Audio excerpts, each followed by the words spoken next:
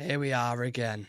Good afternoon, everyone. Welcome back to Real Reds Talk. We have another installment of viral trending beef in the football fan channel space to sink our teeth into. No surprise, again, that Mark Goldbridge is involved in this situation, and this time with a long enemy in Saeed of Saeed TV. Now, we know the tensions are always high after a game, of course. Emotions run deep. People get annoyed with agendas, sly digs, fakeness, and sometimes things that are said that usually wouldn't be said in the heat of the moment and circulated around the fan base, which is when it kind of hit breaking point last night after the disappointing result against Tottenham when we got beat 3-0 at home and our captain got sent off. And yeah, there's a lot of uproar, there's a lot of emotion, and people went in front of camera and expressed themselves, and there was other kind of diverted comments, etc, etc, etc. So what we're going to do is we're going to start off with, the first episode was Mark Goldbridge and Big Steve. We got Mark Goldbridge and in our own fan base now. This is like a civil war that's ongoing, basically. And you've had,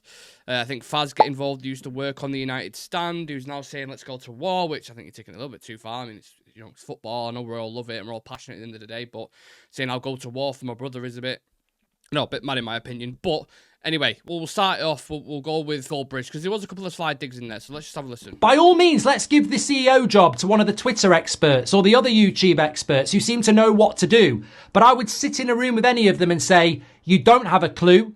I don't have a clue. Nobody's got a clue. This is the definition of insanity. We are cycling round the same 3 years every bloody 3 years, funnily enough.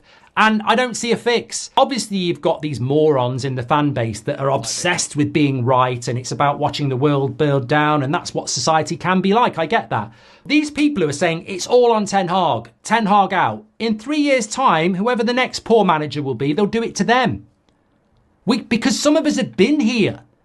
It's all Jose's fault. It's all Jose's fault. Get rid of him. Oh, it's all Ollie's fault. Get rid of Ollie. Oh, it's all Van Gaal's fault. Get rid of Van Gaal. But it wasn't all Van Gaal's fault, and it wasn't all Jose's fault, and it wasn't all Ollie's fault. They probably all needed to get sacked, and Ten Hag probably will need to get sacked. But sacking him will not change it. What are you going to do?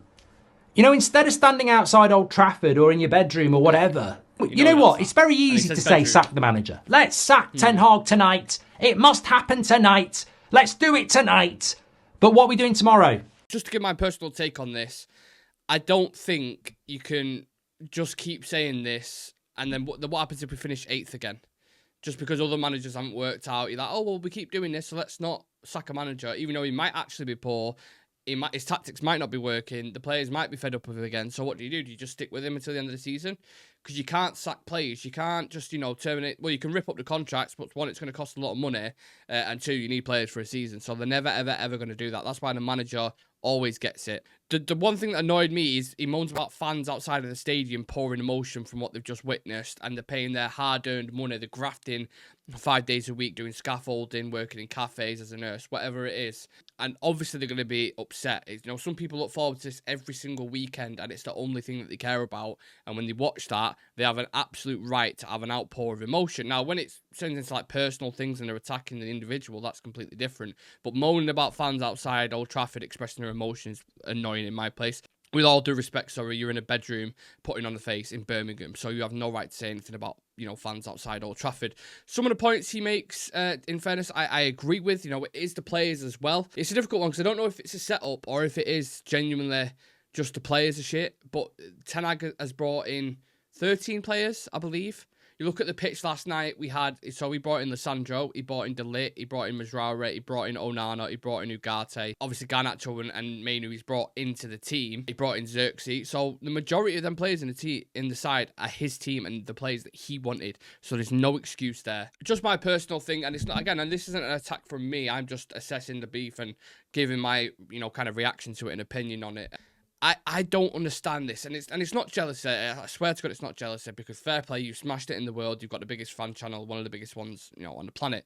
They've done what they've done. They've had a long journey. It is what it is. That's absolutely fine. Put that aside. What I don't understand is how 500,000 people can sit there and listen to this guy push agendas on certain players and ignore other players and just run with it and be almost be like, it's like the Charles Manson of the fan channel world. It's fucking crazy. It's just spreading crap, absolute crap. The Onana thing is a perfect example of this because he's bringing him up when Onana was the only player who actually, when you look at it after the game, you're like, he could have walked away with something. His head held high a little bit. Look, if you're going on about previous games, there's a conversation to be had. But bringing up Onana after that game of all games, like, that made no sense to me. And that is agendas. And we'll get into that when we watch Saeed's bit now. So let's dive into it because Saeed went a completely different route. Let me tell you, it's like a wrestling promotion. You fucking absolute whopper, yeah? You absolute prick you are, mate. Today, yeah, my man's tweeting about it's the same old faces. He spent 600 million. He has sent 600 million. You dirty copper, mate, who's fucking coercing with that fucking... Who is it again? What agency?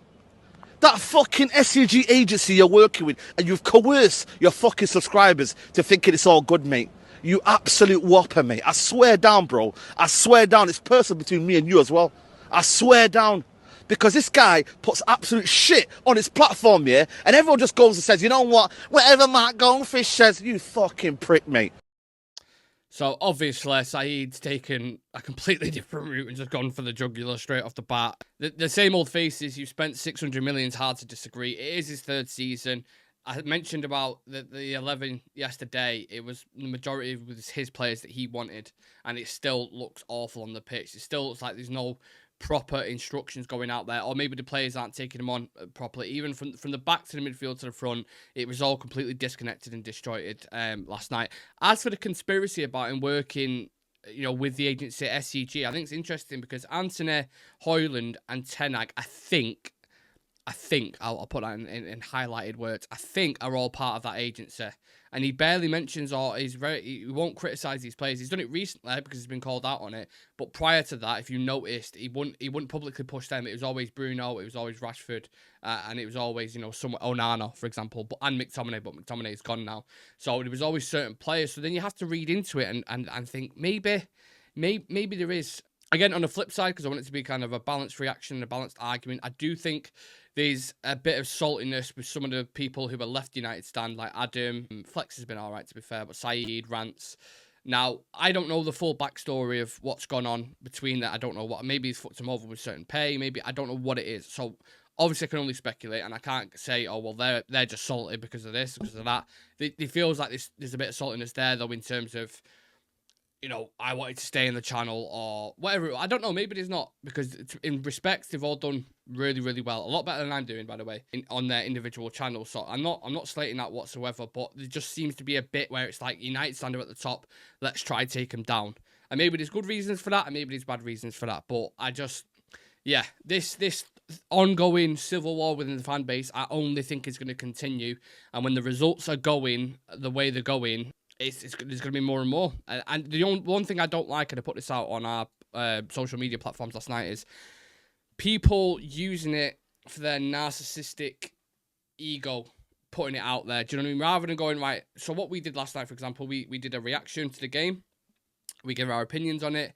Everyone has to say, and then, that's it. When people bring it, look, what I can do after this game, I can react to Goldbridge, and that's going to get the most amount of views. Or I can really over-egg it, like Faz. Is it Faz from the United Stand? How he does it, where it's like everyone's got the right to be emotional, but sometimes, when someone overdoes it, like I said at the start, a wrestling promo. That's where I'm like, is it really about the football, or is it about getting a certain amount of clicks? Is it about engagement? Is it about, look, we're all in this YouTube space. I get it. But I do think there are kind of a lot of undertones here in between it. But some people find it interesting. It's the reason why I'm doing the video. I find it interesting why they're going back and forth, and I like to give my opinion on these things. So yeah, let me know. Let me know what you guys think of it. I think from an entertainment perspective, people like that side of it. It's edgy. People have opinions and strong, heated debates, but you can't let it distract from the real truth here. You cannot let it distract from the real truth here, and that is Man United are in the fucking mud. And whether you was to change manager, change players, rip up the staff, have another transfer window, it's still open heart surgery, and we are 3 seasons on from when Ralph Ragnick was here. That's the scary thing.